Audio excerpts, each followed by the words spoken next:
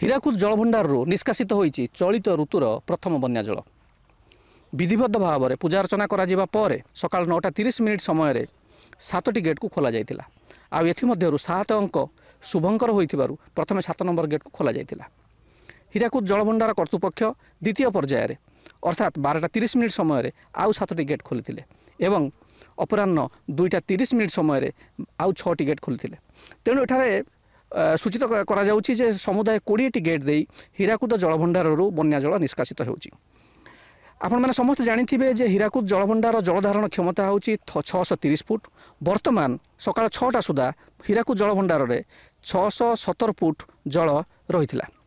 तेणु जलधारण क्षमता को आउ टिके कम करिया पई अर्थात अधिक बन्या जल आसिले जेभली भाबरे ता हीराकुद जलभंडार संचित होई रही परिबो सेति पई जो बन्या जल वर्तमान जो बन्या जल अछि ताकू निष्कासित करा जाउछि। जदि आम सूचना अनुसार देखा जे वर्तमान हीराकुद जलभंडार में 3,16,000 क्यूसेक जल प्रवेश करुच्ची आउ से 40,126 क्यूसेक जल निष्कासित होउची। तेणु बन्या परिस्थिति को सामने रखी समस्त जिलापाल को सूचित करा जायछि जे निम्न अववाहिकार बास करुवा जनसाधारण को से माने सतर्क सूचना जारी करंतु जहाँफल से माने बन्याजनित जो परिस्थिति सृष्टि हेब संभाव्य परिस्थिति सृष्टि हेब से तार मुकाबिला करबा लागि आवश्यक सामग्री अत्यावश्यक औषध इत्यादि साइतिक रखिपारे। 20टी गेट खोलिबा परे खैरामाल पाखरे जो डिस्चार्ज होउछि जुलाई 29 तारिख सकाळ 6टा सुधा पाखापाखि 4,50,000 क्यूसेक जल आसिक पहुँचब। से भली भाव में जदि आम देखा मुंडुली ब्यारेज पाखे जुलाई 30 तारिख सुधा 5 लाख क्यूसेक जल आसी पहुँचब।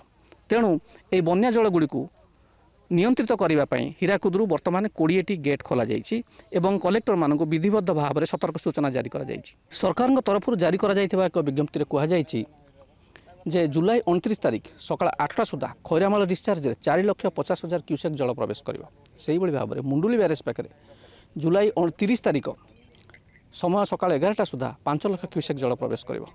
तेणु 20टी गेट खोला पर बहु परिमाण बन्या जल नदी प्रवाहित होब।